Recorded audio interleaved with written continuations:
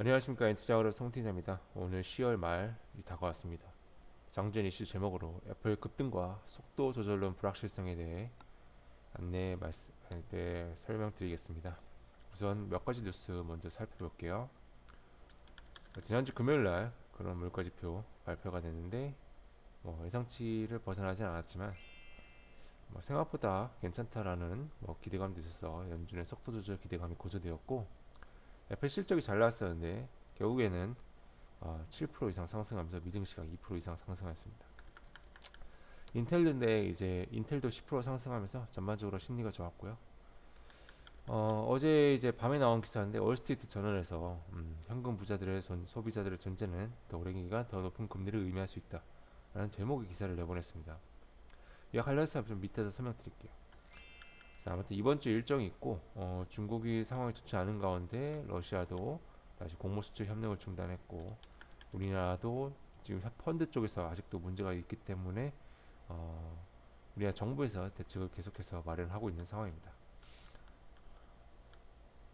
그리고 이제 농업에 이어서 수협도 집단 대출을 중단하면서 그럼 이제 채권 부실이 점차 이제 영향을 끼치고 있는 상황입니다. 미증시는 큰 폭으로 상승을 했고요. S&P 500도 또 한 번의 고점을 갱신하면서 기대감을 높이고 있는데 이제 조만간 3,900선에 다다르고 있는 상황이고, 탐욕 구간에 진입했고요. 전반적으로 다 오른 상태에서 아마존 등이 좋지 않았습니다. 아마존 실적이 나빴는데 그래도 시간에 의해 보다는 장중 이제 마감은 마이너스 6.8%로 나를 선방했다고 할 수 있겠습니다. 마이크로소프트와 애플의 큰 폭의 상승 눈에 띄는 상황이죠. 금리 여전히 4%대 유지하는 상황에서 이 3개월 계속해서 오르는 상황이고요. 달러에서도 여전히 110 강세 유지 중입니다. 속도 조절론 그리고 전 세계 시가총액 1위 기업 애플의 실적 선방으로 시장은 상승 이어갔습니다. 전반적인 투자 심리 좋지만 탐욕으로 확실하게 진입했기 때문에 어느 정도는 좀 경계를 해야 될 상황이고, 이제 FOMC가 눈앞입니다. 한국 시간 11월 3일 새벽 3시 예정되어 있습니다. 그리고 릭 티마리어스 기자, 월스트리트 저널 기자가 트윗을 날렸고, 기자도 이제 기사를 내보냈는데, Consumers have a big cushion of saving.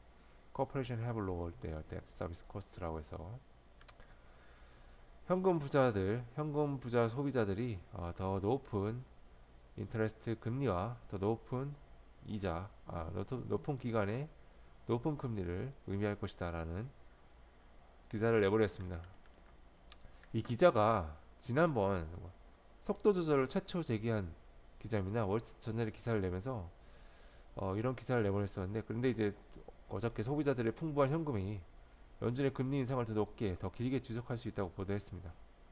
이 기자는 연준통이고 실제로 연준이 이 기사를 통해서 자신들의 의정을 블랙아웃 기간 동안 내보내는 거 아니냐 할 정도로 연준 통으로 읽히고 있습니다. 그래서 다른 언론사에서 이 기자를 보도할 정도죠. FOMC 앞두고 태세 전환하는 것처럼 읽혀질 수도 있고요. 지난번 월스트리트 저널에서 최초 보도한 이후에 일본이 막대한 달러를 쏟아부어서 엔화 가치를 유지한 것이 이 기자가 기사를 보도한 이후에 동시에 일어났습니다. 그래서 이번에는 의도가 궁금합니다. 그래서 우리 시장 이 FOMC를 앞두고 기대감 가득하겠지만 또 불확실성도 가득할 것으로 보여집니다. 그래서 경계를 하실 필요가 있고, 종목 기타 뉴스 이제 특별한 뉴스는 없고, 위메이드 이슈가 계속 나오고 있고, 우리나라 폴란드 원전수 입찰도 미국에 좀 밀렸다는 소식입니다.